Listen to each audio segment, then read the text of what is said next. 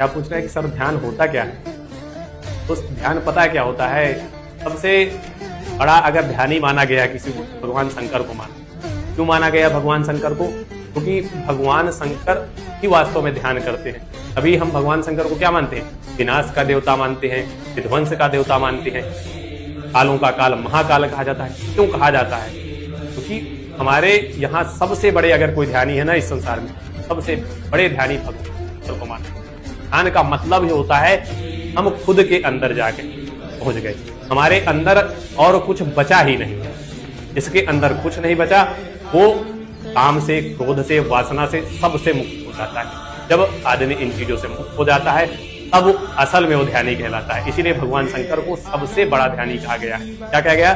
सबसे बड़ा ध्यानी कहा गया है।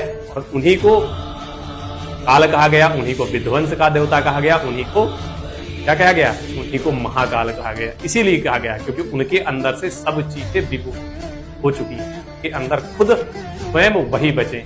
जिसके अंदर खुद स्वयं वही बचता है वही असली ध्यानी होता है।